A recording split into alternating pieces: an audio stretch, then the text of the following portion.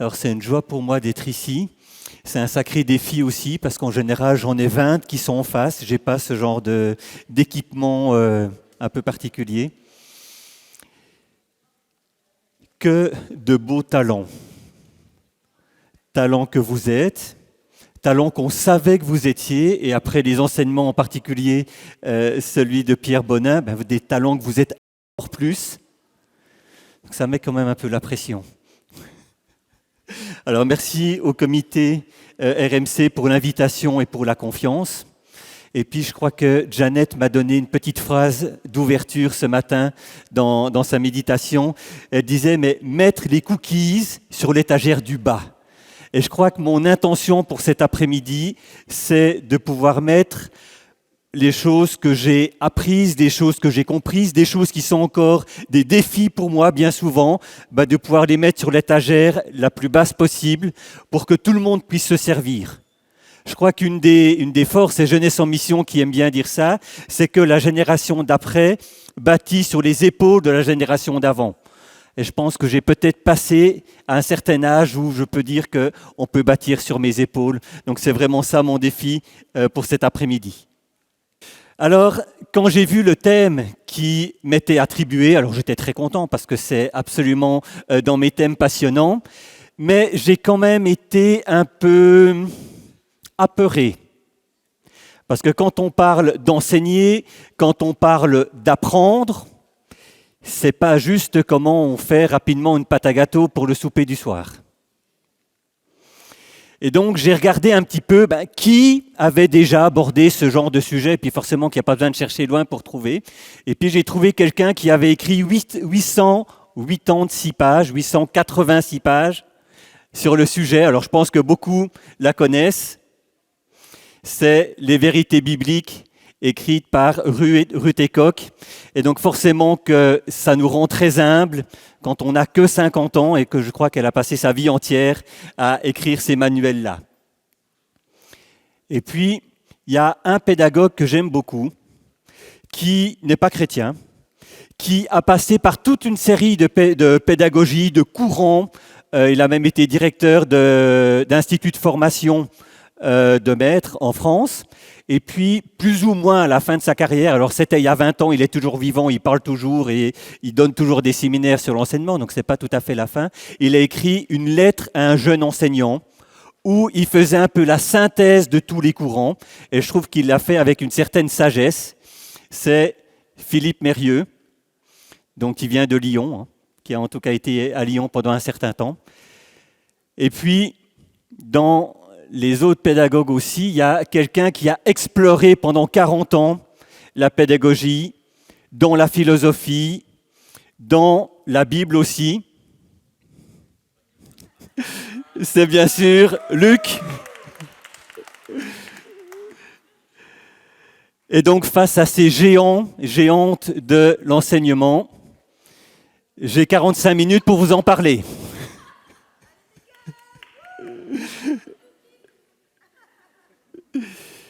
Alors, je vais intervenir en 3 parties. La première partie, je vais tenter de parler très courtement, mais un tout petit peu de chacun des critères ou des composants de la norme 3. Donc, la norme 3 dans le CSIP, c'est apprendre et enseigner ou enseigner et apprendre. Donc, je vais essayer de développer quelques idées qui viennent plutôt du terrain. Donc, je suis désolé, je ne suis pas un grand théoricien. C'est plutôt l'idée de la pratique. Donc si vous avez besoin de quelque chose à faire lundi matin dans votre classe, il y a peut-être des chances que vous ayez l'une ou l'autre idée. La deuxième chose que je ferai, j'ai participé aux 2 études de cas ce matin qui étaient liées à l'enseignement, c'est de ressortir quelques points qui étaient liés. C'était très intéressant parce que même si les situations étaient différentes, en fait les discussions ont tourné presque autour des mêmes points dans les 2 groupes.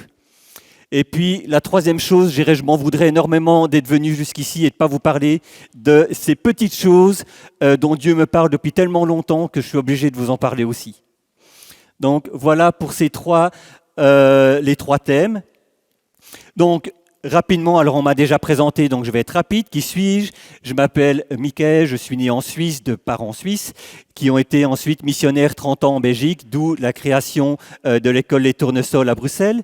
Je suis marié à Esther, et ensemble, on a 3 filles, Tamara qui va avoir 12 ans, Alexine qui va en avoir 10, et Eleanor qui va en avoir 6. Donc j'ai commencé au centre scolaire des Tournesols. Alors à l'époque, c'était juste l'école Les Tournesols. Je crois que depuis, ils doivent avoir doublé en tout cas leur nombre d'élèves. Ensuite, je suis arrivé en Suisse et j'ai eu l'occasion d'enseigner pendant 4 ans à l'école Aquarelle, ce qui a fait que je suis arrivé à Yverdon-les-Bains. Et puis, ça fait maintenant une quinzaine d'années que j'enseigne dans le public, donc toujours dans le canton de Vaud. Et j'ai actuellement, depuis 15 ans, des élèves qui ont entre 8 et 10 ans. Donc, pour parler français, ça fait CE2, CM1. Donc, quand je fais référence à mes élèves, c'est des élèves de cet âge-là. J'ai 2 questions qui sont récurrentes et je pense que ça doit faire 30 ans que j'essaye d'y répondre. C'est comment enseigner pour que tous mes élèves progressent.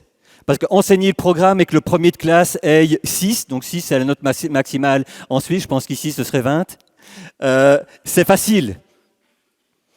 Avoir enseigné et espérer que son élève le plus faible ou le plus en difficulté ait 4, c'est-à-dire je pense 10, la moyenne en France, c'est un autre défi.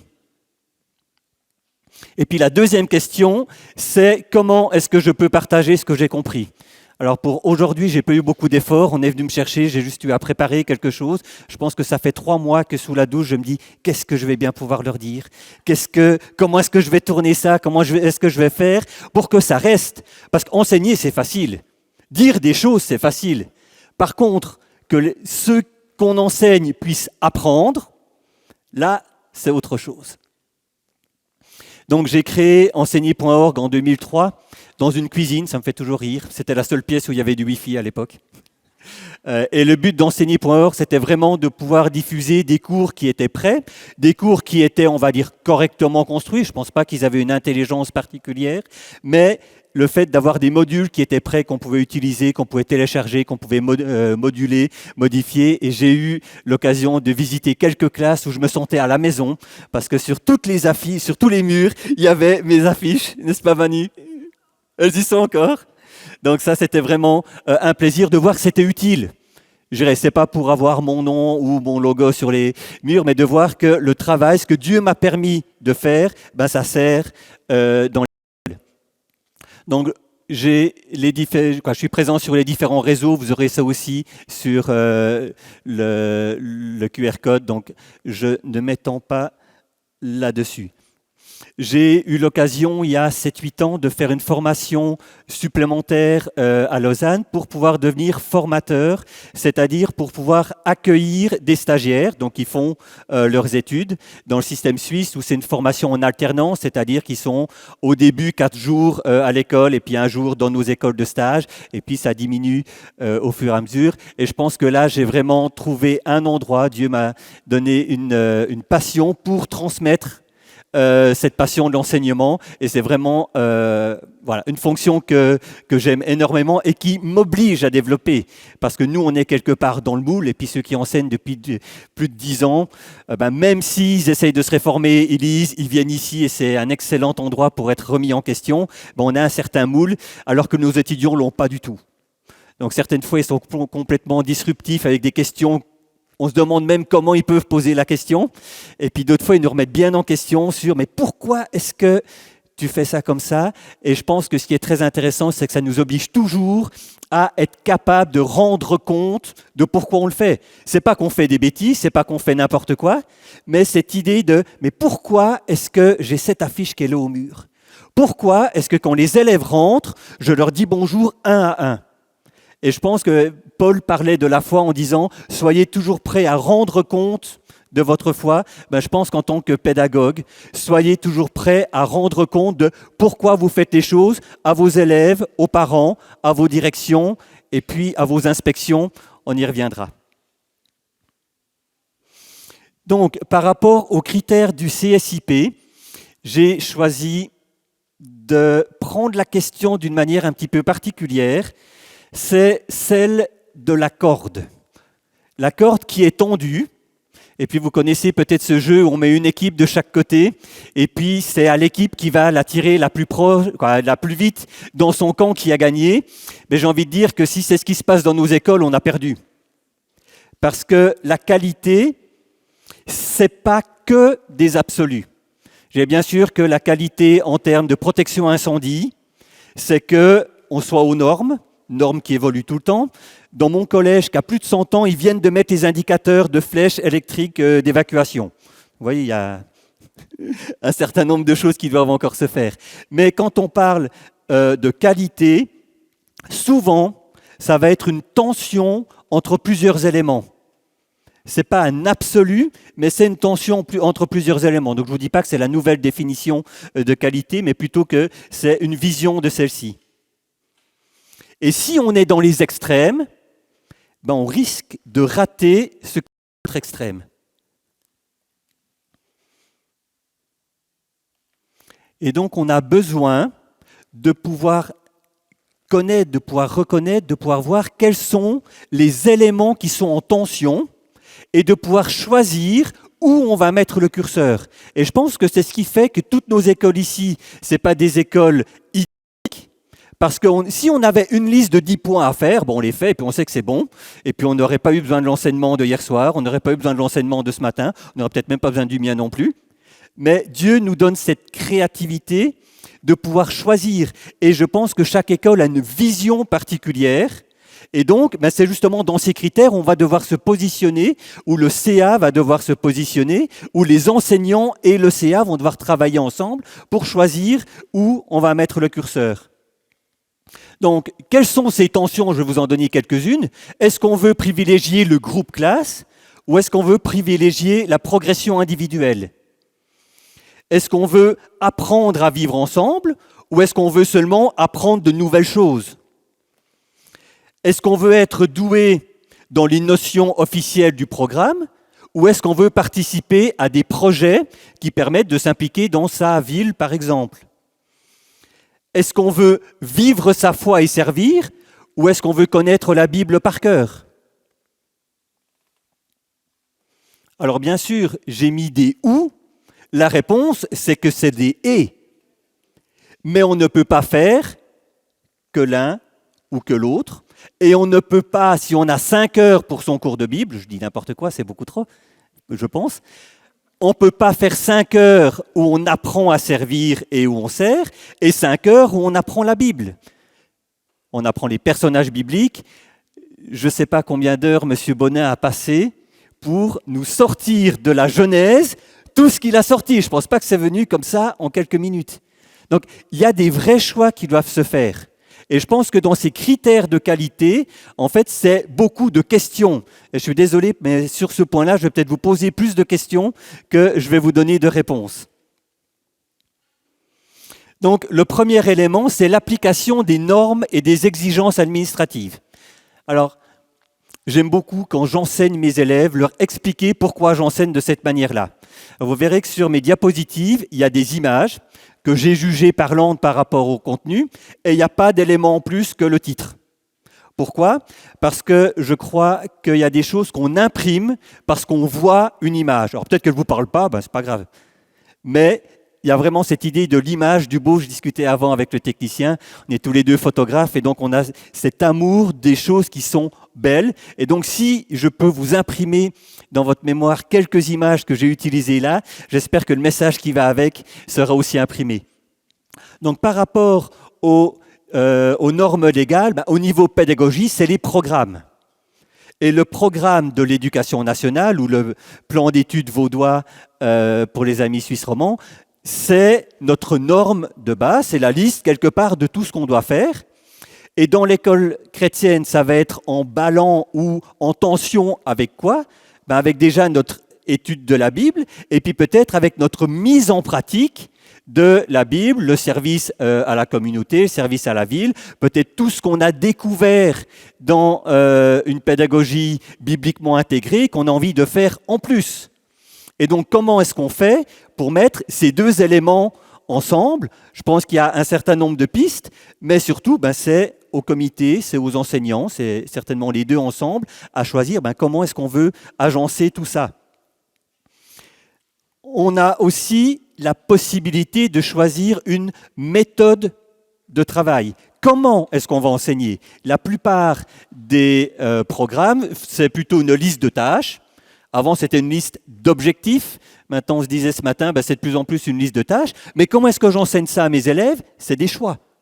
C'est des choses qu'on peut faire. La Bible nous donne un certain nombre de pistes, mais on va devoir choisir où est-ce qu'on met le curseur, quelle pédagogie on veut utiliser. Et puis, quand on parle des objectifs,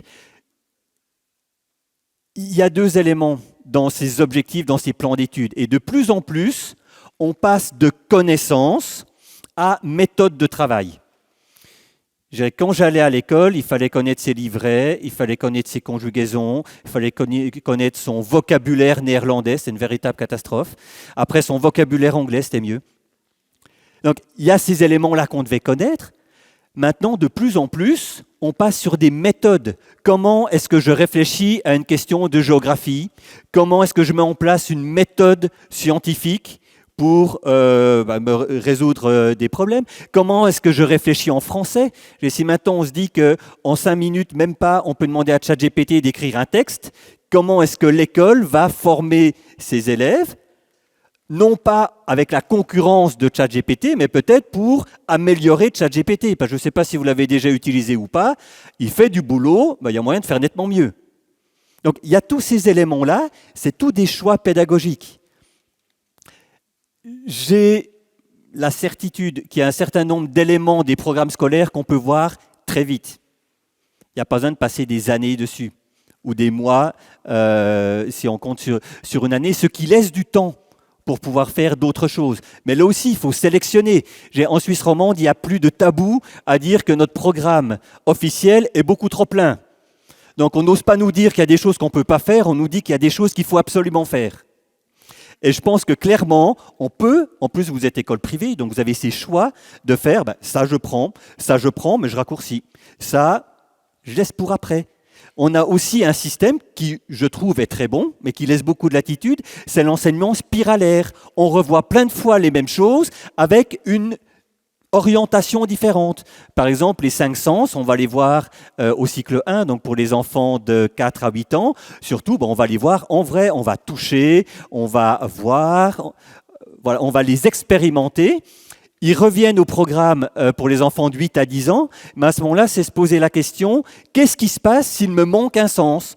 Et donc, ils vont vivre des situations de handicap où ils ne peuvent plus toucher, ils ne peuvent plus voir, ils ne peuvent plus entendre. Et puis, on va aussi voir comment est-ce que je peux aider quelqu'un qui est dans cette situation-là. Et puis, encore plus tard, alors ça dépasse mes compétences, mais il y a d'autres niveaux des 5 sens qui sont abordés. Et donc, tout ça, c'est bien, mais il n'y a pas besoin de le faire chaque année. Donc on a des pistes, on a des moyens pour pouvoir se dire, dans mon école, je veux qu'un après-midi par semaine, on puisse faire des projets de comment je vais aider ma ville. Pour rester sur cette idée-là, il y a moyen de le faire. Maintenant, si la moitié de la semaine, on passe du temps sur ce genre de choses-là, il y a des chances qu'on doive prévenir les parents qu'on ne suit pas le programme. C'est aussi un choix. En général, les écoles aiment, et je pense à juste titre, dire le programme officiel est suivi, et donc il faut savoir comment on gère ces différentes choses.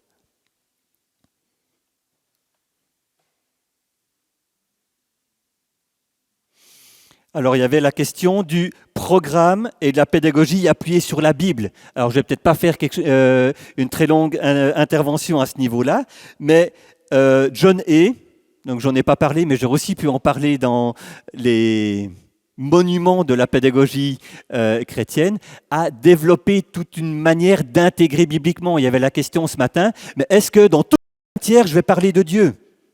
Alors j'ai envie de dire oui, mais peut-être sans le mentionner. Parce que si on reprend les écrits de Ruth et Koch, elle donne une mission qu'elle reprend de la Bible pour chaque matière scolaire. Une fois qu'on a compris le sens, il n'y a pas besoin de redire chaque fois, de reparler de Dieu en maths, de reparler de Dieu en français, de reparler de Dieu en connaissance de l'environnement, etc. Donc on peut faire de l'intégration biblique sans parler de Dieu tout le temps. Bien sûr, on sait que notre pédagogie se base sur la Bible et sur ce qu'elle dit des différentes matières scolaires.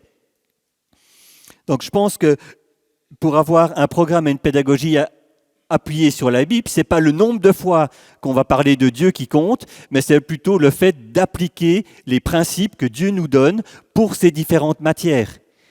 C'est intéressant de voir que notre découpage en petits morceaux de matière, qui est parfois décrié, en fait, ça vient, sauf erreur, Luc, de Comenius, qui, pour permettre aux élèves de pouvoir appréhender toute la multitude de la nature et donc en même temps du caractère de Dieu, avait découpé Dieu en petits morceaux, comme un diamant qui a différentes facettes. Et donc, dans ces différentes matières, il y a un objectif. Qu'est-ce que ça peut nous apprendre de Dieu, mais qu'est-ce que ça m'apprend de moi? Qu'est-ce que ça m'apprend de ma relation avec les autres aussi?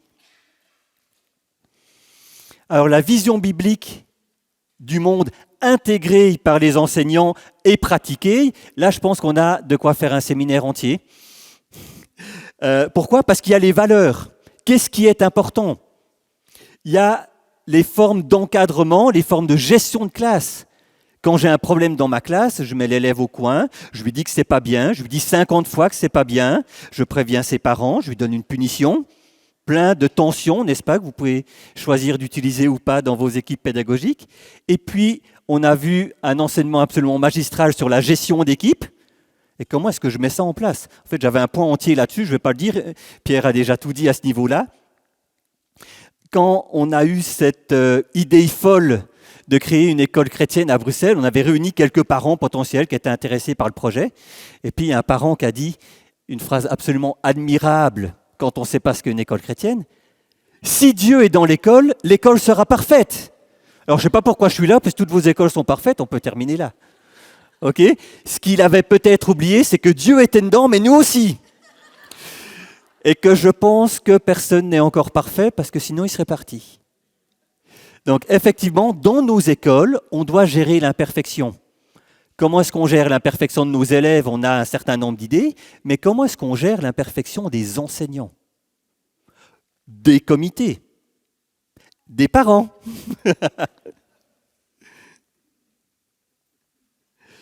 Le cours de Bible.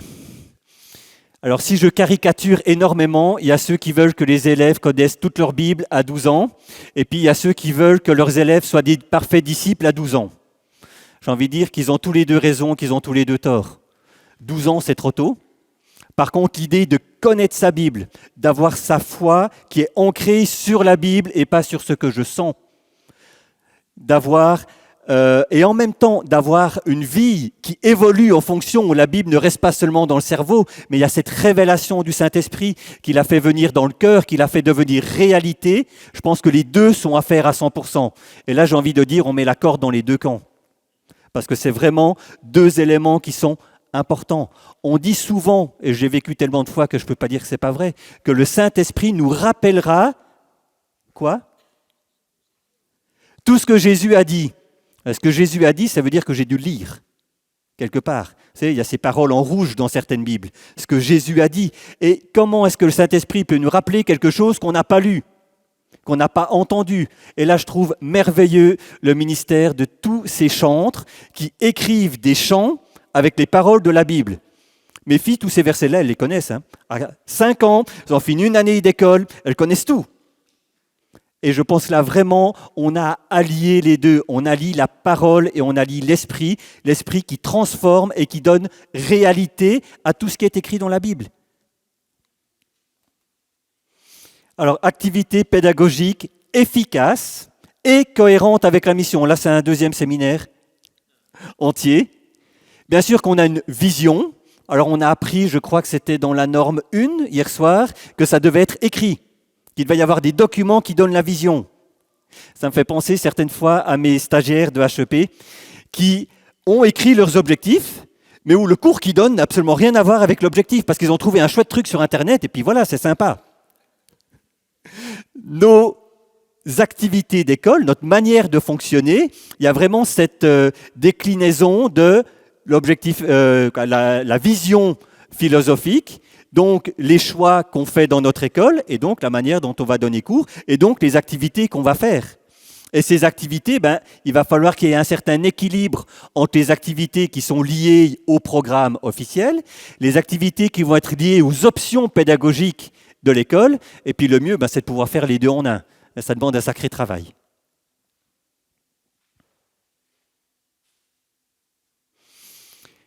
J'aimerais vous encourager à ne pas arrêter la réformation uniquement sur le fait de chrétienne. Bien sûr, je parle de école chrétienne. On a beaucoup d'éléments dans ces séminaires depuis très longtemps pour mener une vraie réformation sur une pédagogie chrétienne. Et on en a encore beaucoup parlé aujourd'hui.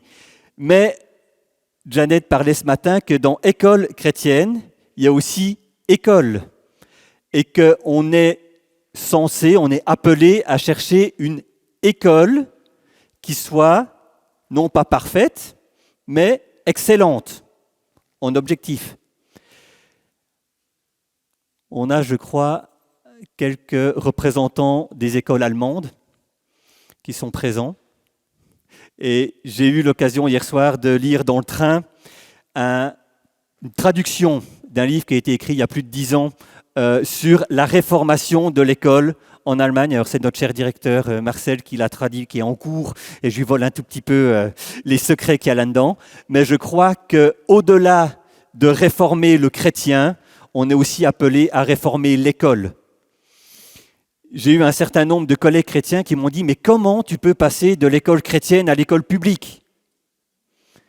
Mais je crois que tout simplement, Dieu n'a pas deux pédagogies différentes et que tous les principes qui sont valables pour l'école chrétienne sont aussi valables pour l'école publique. Et donc, on a nos 3 enfants qui sont à l'école chrétienne, et tant mon épouse, qui est aussi enseignante, que moi-même, en fait, on utilise cette école comme pépinière pour voir tout ce qui peut pousser et qu'est-ce qu'on peut prendre dans l'école publique. Alors, il y a des choses qui ne marchent pas, parce que la forme de l'école publique ne le rend pas possible. J'avais repris une idée de gestion de l'apprentissage de l'autonomie. Avec 22 élèves, ça ne marche pas. Ou en tout cas, je n'ai pas réussi à le faire marcher. Donc, il y a des choses qui ne marchent pas, mais je crois qu'il y a vraiment cette idée qu'on peut être la tête. C'est-à-dire qu'on peut penser des choses qui vont se généraliser tôt ou tard. Donc, réformons l'école chrétienne et réformons l'école aussi. Alors, par rapport au cours de Bible intégré dans le cursus, je ne vais pas en revenir beaucoup plus loin. Je vous ai mis sur la page web 2 références. Il y a les bases bibliques, donc les manuels de Bible que la CSI a traduits et imprime, qui sont des cours très structurés pour connaître la Bible.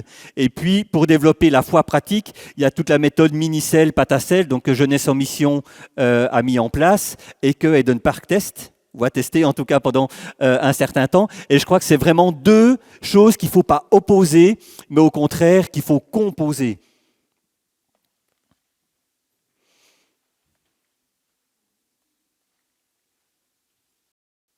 Je suis perdu dans mon PowerPoint. Voilà. Dernier point, cette idée des évaluations régulières des programmes. Alors, ça a été dit aussi par mon prédécesseur. J'aimerais juste ajouter quelques éléments là-dessus. Je pense que c'est important que régulièrement, alors il y avait l'idée de le faire dans la semaine, de le faire tous les 7 ans. Nous, on a des échéances on va dire habituelles, qui sont plutôt les années scolaires. Moi, j'aime, quand j'ai fini avec un groupe d'élèves, je garde mes élèves 2 ans, me dire, OK, qu'est-ce qui a fonctionné, qu'est-ce qui n'a pas fonctionné, qu'est-ce que je peux améliorer? Par exemple, là, avec ce nouveau groupe, j'ai choisi d'essayer les ceintures de compétences. Donc, ceintures de compétences, c'est très vieux et pas chrétien du tout. C'est Célestin Freinet et Fernand Horry en 1930. L'idée de cette pédagogie-là, c'est que les élèves sont responsables ou co-responsables de leurs apprentissages, et surtout que l'apprentissage n'est pas basé sur le fait que j'ai fait toutes mes fiches dans mon plan de travail, mais que j'ai suffisamment appris pour valider ma compétence en passant un test et en le réussissant haut la main. Alors, c'est absolument pas parfait, mais j'ai vu un certain nombre de bons indicateurs qu'il faudra que j'améliore parce que j'ai aussi un certain nombre de mauvais indicateurs. Mais cette idée de se dire, j'ai fait quelque chose, j'ai tenté. Je crois que certaines fois, on est un petit peu terroriste dans le sens qu'on teste des trucs, on n'est absolument pas sûr que ça va réussir, on sait que ça ne va pas détruire nos élèves, mais on n'est pas sûr du résultat. Et je pense qu'on doit avoir cette folie créative, comme je le dirai plus tard. Et puis, une chose qui est super importante, c'est celle de célébrer ses réussites. Paul disait à Timothée, ne méprise pas les petits commencements. Et dans nos écoles, on n'a peut-être pas vu de choses énormes, super géniales. Par contre, des petites, on peut en voir toutes les semaines, voire tous les jours. Et je crois que ça vaut la peine, comme l'image là, de s'arrêter, de se dire « Super ! Jules, c'est mon élève imaginaire dans ma classe, Jules, il a réussi sa première dictée de l'année. » Ou Juliette, elle a enfin compris comment on fait des additions en colonnes. Et puis vous pouvez traduire ça dans tous les niveaux dans lesquels vous enseignez. Et ça peut aussi se passer pour les comportements. Faites la fête.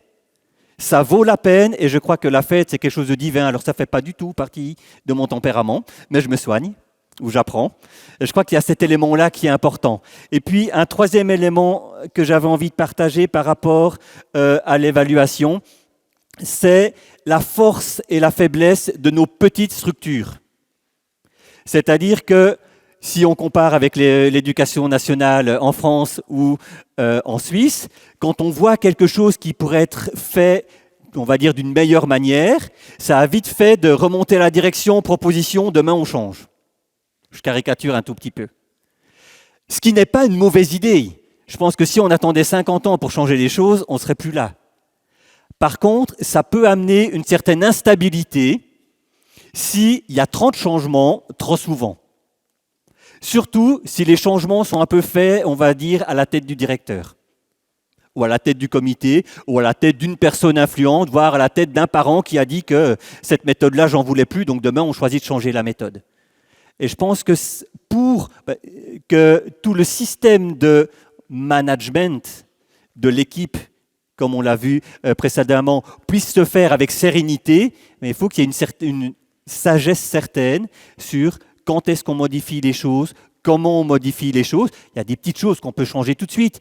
S'il y a un clou qui dépasse de la porte de la cour, on ne va pas attendre 6 mois pour le changer.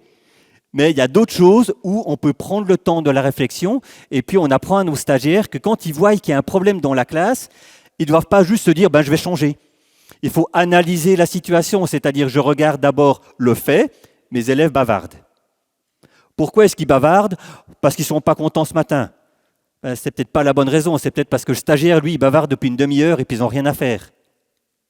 Donc de pouvoir prendre le temps de s'arrêter, de trouver la cause réelle, peut-être un peu plus profonde que juste ce qu'on voit en surface, et puis à ce moment-là, d'améliorer la situation. Alors nos cas d'école ce matin étaient tous liés aux relations avec les autorités. Donc ça c'est... alors il y en avait 2, mais je vais les traiter d'un seul tenant. Si on prend les craintes de nos inspections, c'est la crainte de l'endoctrinement, c'est la crainte du fait qu'on se retire de la société. Et puis, comme on a vu un certain nombre de fois, en fait, c'est ces enfants qui sont plus qu'entre eux, voire ces communautés qui vivent en parfaite autarcie avec tous les dangers que ça peut avoir.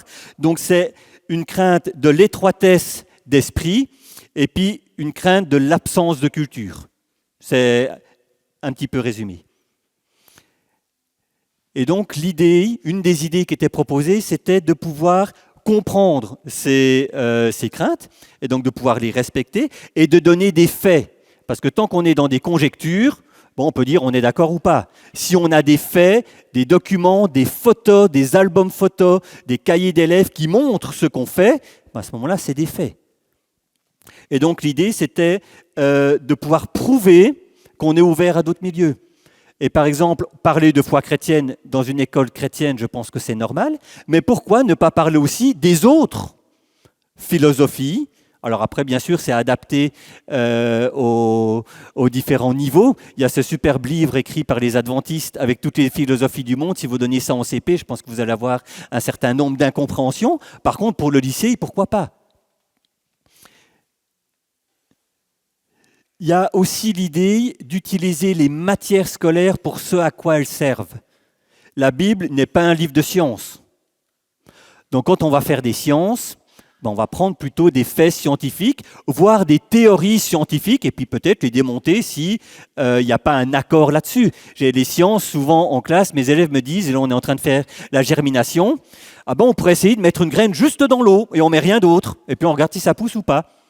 Il n'a pas décidé que ça allait pousser comme ça. C'est un essai qu'on va faire, et après notre réalité, notre rapport notre expertise d'expérience va faire qu'effectivement ça peut le faire ou ça ne le fait pas. Et je pense que c'est vraiment dans une manière de pouvoir vraiment prendre les matières comme elles sont et pas mettre de la Bible partout et puis faire un énorme mélange où en fait il n'y a plus rien qui est compréhensible ni pour les enfants ni pour le monde extérieur qui nous regarde.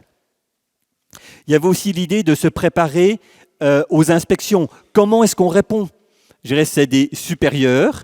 Donc comment est-ce qu'on leur pose les choses? Et quelques conseils qu'on peut avoir, c'est d'être au clair sur ce qu'on fait, c'est d'être intègre par rapport à ce qu'on fait, c'est d'avoir des documents pour pouvoir montrer, éventuellement prouver que ce qu'on dit, on le fait vraiment.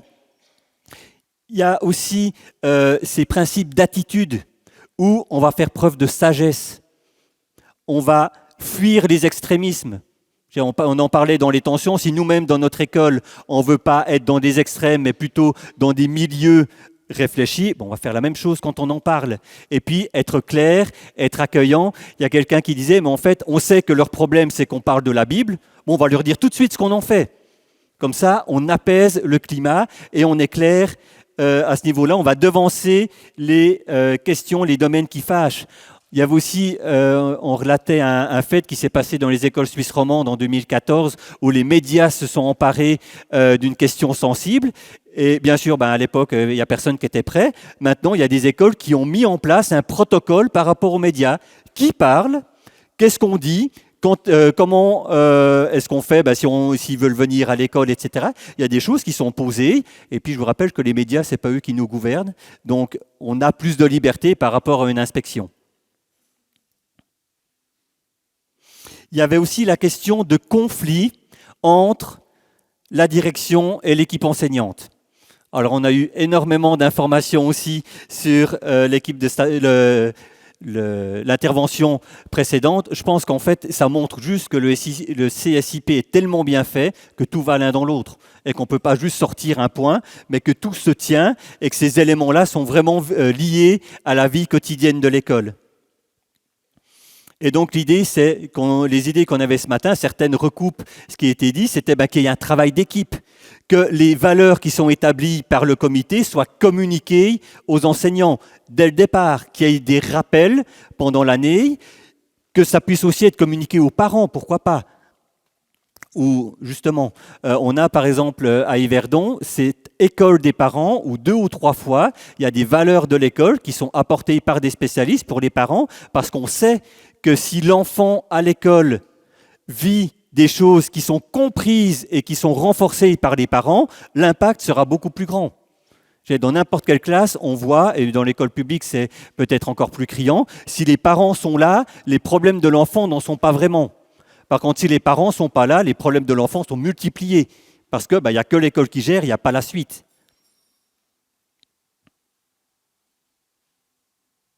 Et puis, il y avait aussi la proposition, justement, pour faire la liaison entre le comité et les enseignants, de pouvoir prier ensemble, de pouvoir méditer la Bible ensemble. Pourquoi pas que le comité vienne en classe? On parlait de certaines écoles où, en fait, le comité ne savait pas du tout ce qui se passait dans les classes. Donc, c'était un exemple des États-Unis, ce n'est pas chez nous. Donc, il y a vraiment tous ces éléments-là. Je crois que c'est important. Et on voit que si on veut que l'école avance, que l'école progresse, on ne peut pas juste être chacun dans notre coin. Et là, je pense qu'aussi au niveau spirituel, il y a une œuvre de l'ennemi de diviser pour régner. Et donc, vouloir être ensemble, c'est un prix à payer, c'est un effort à faire. Donc voilà pour le résumé rapide de nos échanges de ce matin. J'ai aucune idée de l'heure qu'il est. Si je prends encore un quart d'heure, ça peut aller? Alors, j'avais quelques éléments que j'avais envie de vous partager. Donc là, c'est vraiment des éléments de classe. L'idée, c'est pas de vous dire, à partir de lundi, vous allez devoir faire tout ça en plus, mais c'est plutôt des éléments qui communiquent la vie. Et puis si ça communique la vie, ça vient pas de nous, ça vient de Dieu en nous. Et puis peut-être que ça peut juste faire germer l'idée. La première chose, j'ai beaucoup aimé quand j'ai découvert enseigner et apprendre. Pourquoi? Parce que enseigner, c'est nous. Apprendre, c'est pas nous, à moins qu'on ne connaisse pas la matière qu'on va enseigner. Et donc, dans cette relation d'enseignement et d'apprentissage, j'y vois la même chose que ce que Dieu a fait avec Adam et Ève. Dieu a dit à Adam et Ève, voilà comment le jardin fonctionne. Voilà, vous allez donner les noms à tous les animaux. Vous allez manger de tout ce que vous voulez, sauf de cet arbre-là. Et après, il n'aura pas tapé avec un marteau sur la tête jusqu'à ce qu'il ne le fasse pas. Il avait donné son enseignement, il les a laissés apprendre, avec les suites qu'on connaît. Et pour nos élèves, j'ai lu un livre il y a quelques années, je ne me rappelle plus lequel c'était, on nous disait, mais en fait, vous ne pouvez pas forcer un élève, forcer un être humain, même si c'est un enfant, à faire quelque chose. Vous pouvez l'intimider, vous pouvez lui faire peur, mais quelque part, s'il est très, très, très, très, très fort, jusqu'au bout, il vous tiendra tête. Et en apprentissage, je ne parle même pas de refus, parfois il y a l'incapacité, mais le fait d'enseigner quelqu'un, on peut le faire de toutes les manières qu'on veut, on peut le faire de la meilleure manière, la plus bibliquement intégrée, pour reprendre des termes qu'on utilise ici. Si l'enfant n'est pas capable d'apprendre, il ne va pas apprendre. Et quand je dis pas capable, je ne dis pas juste qu'il n'a pas envie. Il peut avoir des troubles, il peut avoir des difficultés familiales. Il y a un relais, comme on voit sur l'image, ce relais qu'on doit passer. On ne va pas passer le temps à la place de l'élève. Et donc, dans cet apprentissage, on a besoin, à certains moments, de Dieu, qui nous explique comment on va passer ce relais, parce que les méthodes habituelles ne fonctionnent pas. C'est pas si, et j'ai envie de retourner la question dans l'autre sens, si vous avez des élèves qui ne réussissent pas, ce n'est pas forcément de votre faute. Parce qu'il y a une part qui ne vous appartient pas. Notre part, c'est d'enseigner et de le faire de la meilleure manière, de plein de manières différentes, mais il y a des élèves qui ne peuvent pas apprendre quelque chose, ce n'est pas parce qu'ils ont mal été enseignés. La deuxième chose, alors c'est peut-être une banalité, mais je trouvais important de quand même le reprendre, c'est que l'enseignement, ce n'est pas un métier. On ne fait pas quelque chose dans notre classe. On est enseignant. On est quelqu'un dans la classe. Ce qu'on fait parle beaucoup moins que ce qu'on est. Et si on repasse sur l'idée de la réformation de l'école, la structure même de notre école parle beaucoup plus que les quelques cours qu'on va y dispenser.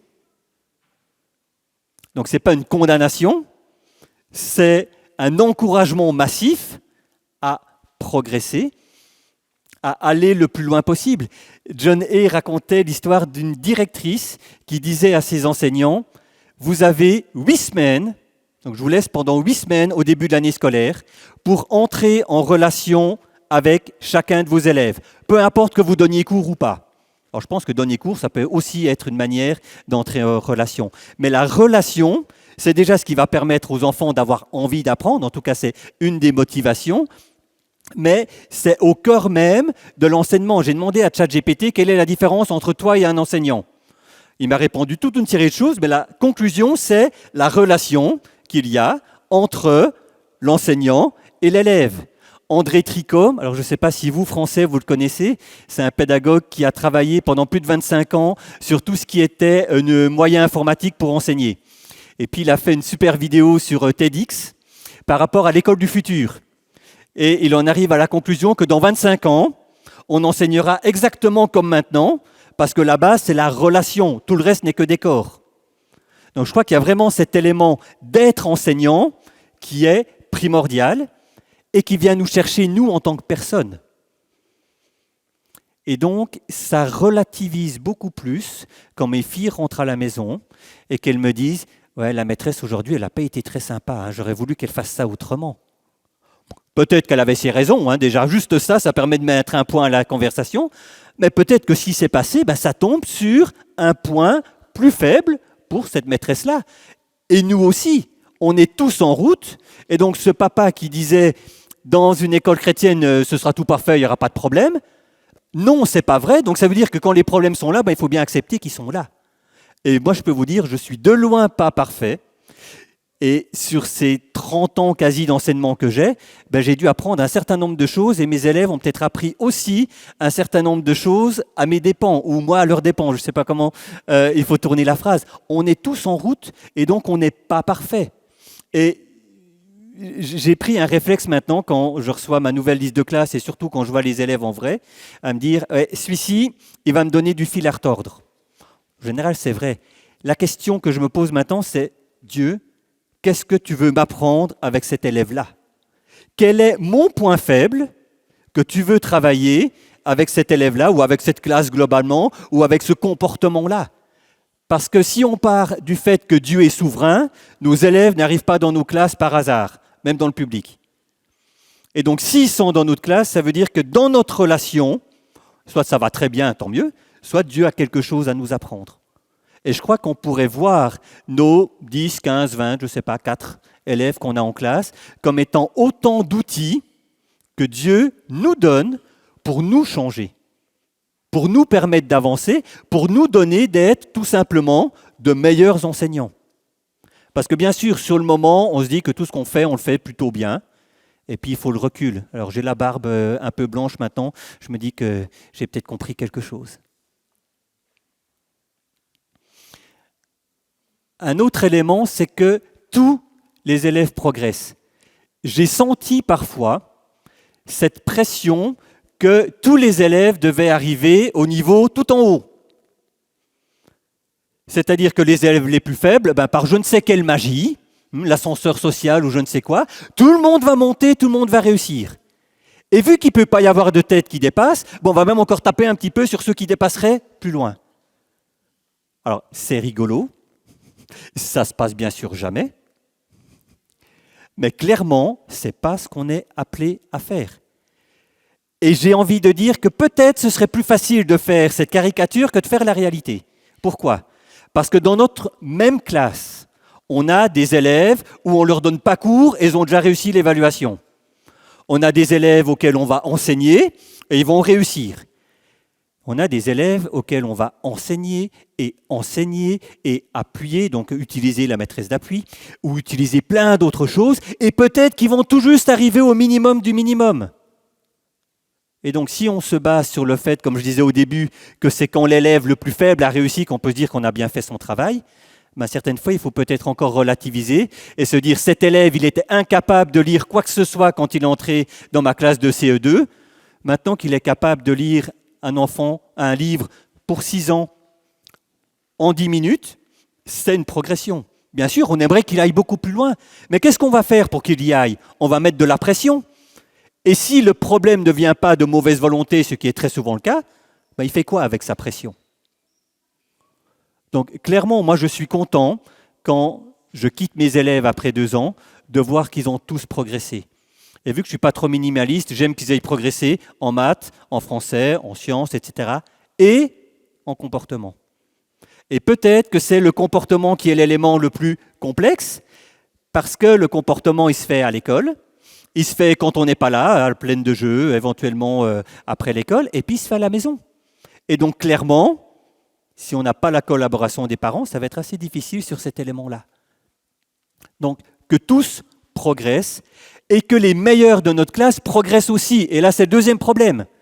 Parce que quand ils sont déjà très bons en CM1, c'est ma classe actuellement, je fais quoi? J'ai la plus grande question des enseignants avec qui je travaille, puisque je suis chef de file, c'est-à-dire responsable pédagogique pour une vingtaine d'enseignants, c'est qu'est-ce que je fais avec les élèves qui ont tout fini? Je leur donne plus de fiches, je les mets au coin, je les envoie travailler en enfantine, et on a toute une série de choses qu'on peut faire. Et puis si vous avez envie d'avoir mes réponses, ce sera la vidéo du premier lundi de mars.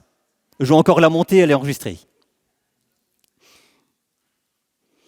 Une autre chose que je vous invite vraiment à faire, et là aussi on est avec des termes qui sont bibliques. l'ancien et le nouveau.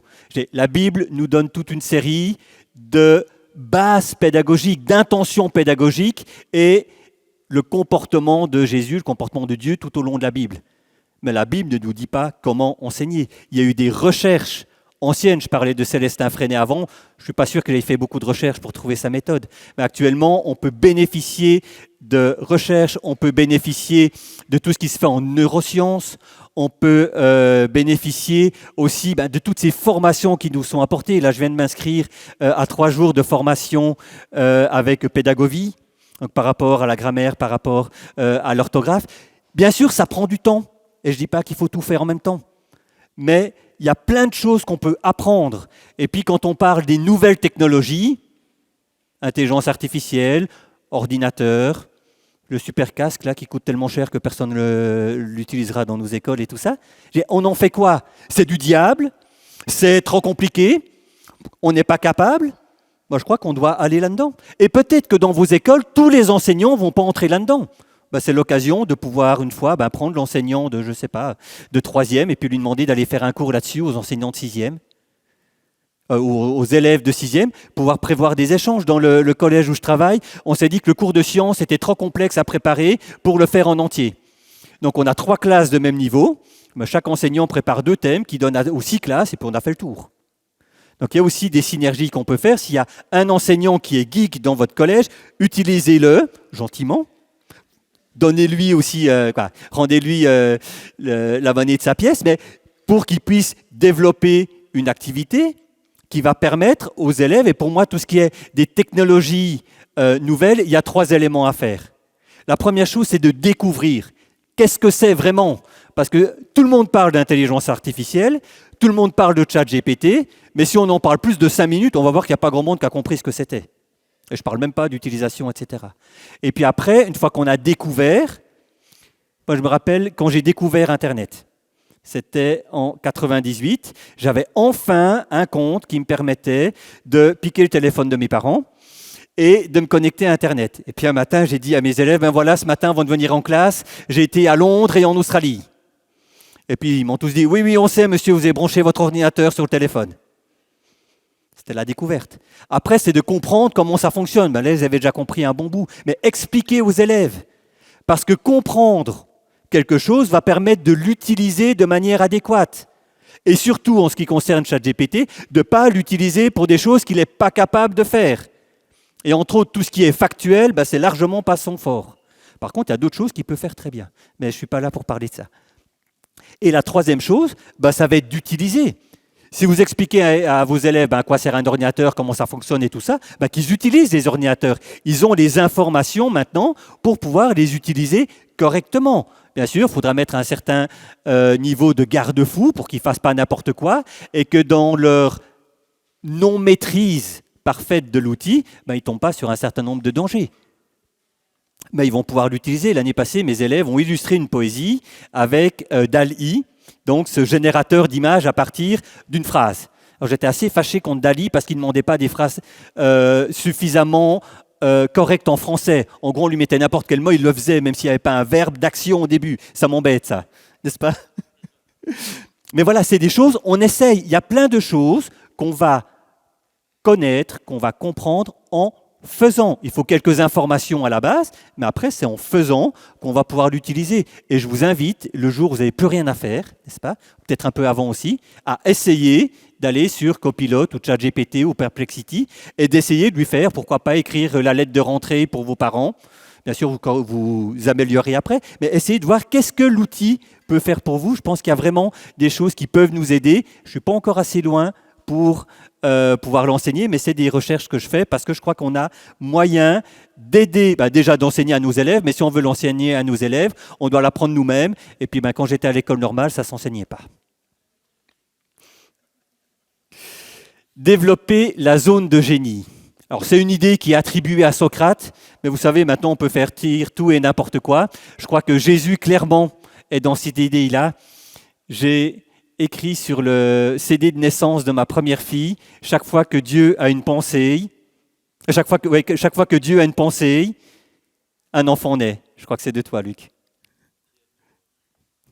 Et je crois que c'est la même chose pour tous les enfants. Et bien sûr, il n'y a pas de différence entre les enfants qui sont dans les écoles chrétiennes et les enfants qui n'y sont pas.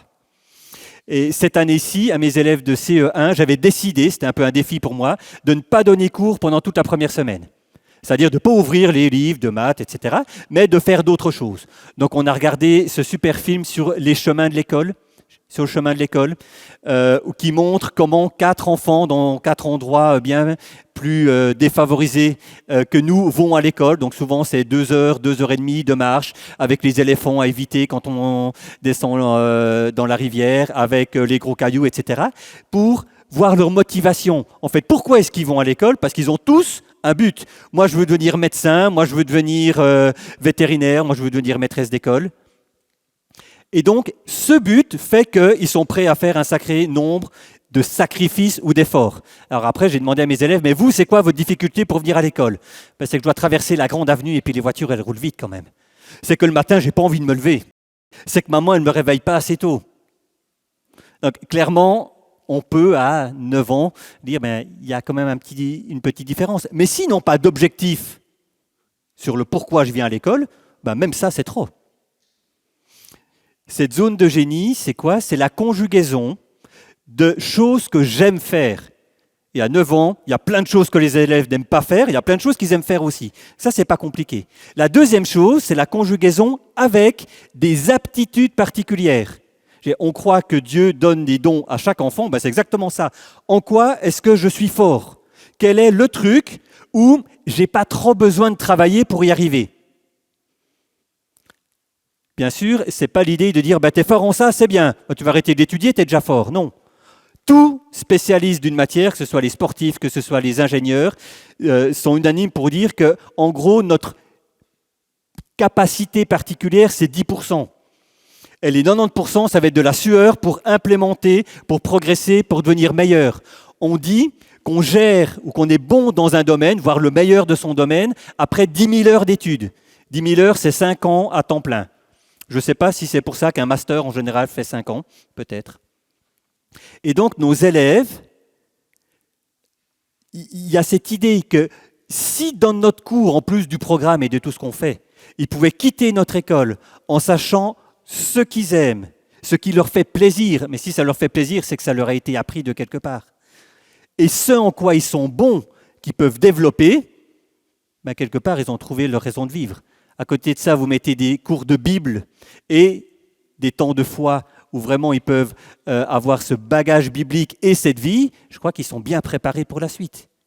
Alors j'ai posé cette question à mes élèves, alors là je reconnais que ce n'était pas tout à fait à leur niveau. J'en ai 2 qui m'ont dit, moi j'aime dessiner, je suis bon en maths. Quand je lui ai demandé qu'est-ce que tu veux devenir, ils m'ont dit architecte.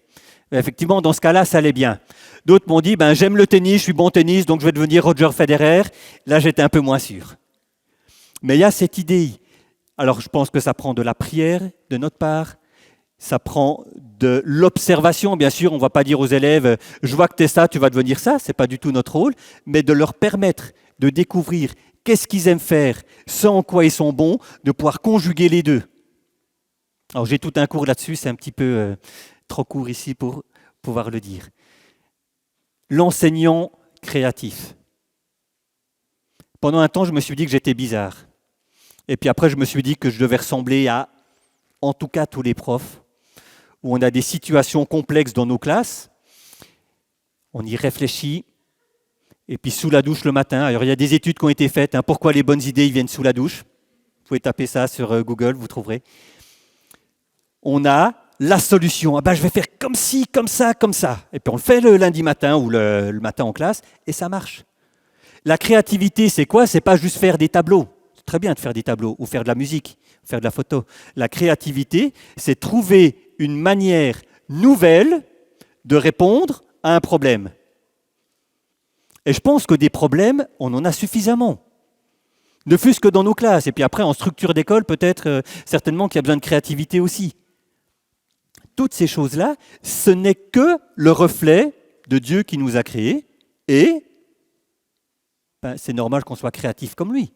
Il y a un certain nombre de choses que mon père fait, j'ai fait un peu comme lui. Donc je crois que ce trait de créativité, ce n'est pas seulement propre à tous les enseignants, c'est propre à tout le monde. Par contre, peut-être que les enseignants ont un peu plus de possibilités de le mettre en œuvre, c'est-à-dire un peu plus de situations problèmes pour lesquelles il faut trouver des solutions. Et puis je terminerai avec ça, et c'est là-dessus qu'il y aura le petit devoir collectif, c'est rêver les rêves de Dieu pour nos élèves. La vidéo, je fais une vidéo par mois sur YouTube, celle qui est sortie le début de ce mois, c'était mes rêves. Alors je m'adresse à un public d'enseignants publics, donc j'ai mis de côté tout ce qui est côté spirituel. Et bien sûr que là, c'est aussi possible. On a besoin d'une vision. C'est Osée 4.6. Si on n'a pas de vision, on meurt. Alors je pense qu'aujourd'hui, la vision, on a bien. Mais maintenant, qu'est-ce que j'ai comme rêve pour mes élèves? Qu'est-ce que j'ai envie de vivre avec mes élèves? Et pourquoi je dis rêve et pas objectif? Parce que si je dis objectif, ça veut dire que demain, on est culpabilisé qu'on n'a pas mis ça en place. Alors que le rêve, il y a souvent un certain temps avant qu'il devienne objectif et réalité. Et donc, la fin de cet enseignement, ce sera, mais comment ou quels sont les rêves que Dieu place sur mon cœur, sur notre cœur, pour nos élèves en général? Et donc, si vous voulez bien, et j'espère qu'il y a suffisamment d'entre vous qui ont un téléphone connecté à Internet. Alors peut-être que si vous êtes étranger comme nous en Suisse et que vous n'avez pas de data pour la France, allez à côté de quelqu'un qui est français et qui a la possibilité. Et donc ce que je vous propose, c'est d'aller sur un site que je vais vous donner. Et en fait, chacun va pouvoir écrire, je crois que j'ai prévu une dizaine de rêves chacun, donc vous avez de quoi faire, vous n'avez pas besoin d'en mettre 10. Et on va ensuite avoir un nuage de mots avec tous les rêves que chacun a mis ensemble. Donc le site, c'est menti.com. Ça, c'est le code, mais si vous êtes à l'aise avec les QR codes, vous pouvez le flasher directement. Voilà, je vais juste terminer avec ce slide-là. Donc là, vous avez le QR code qui vous permet d'accéder à la page avec tout ce qui a été dit aujourd'hui. Je vais peut-être le laisser encore un moment là. Ensuite, le deuxième QR code, c'est celui de la vidéo où je partage mes rêves pour mes élèves. Et puis le troisième, c'est une adresse mail. Donc si jamais vous avez envie de me contacter après le séminaire, c'est aussi possible. Merci beaucoup d'avoir participé, d'avoir joué le jeu. C'était un plaisir pour moi.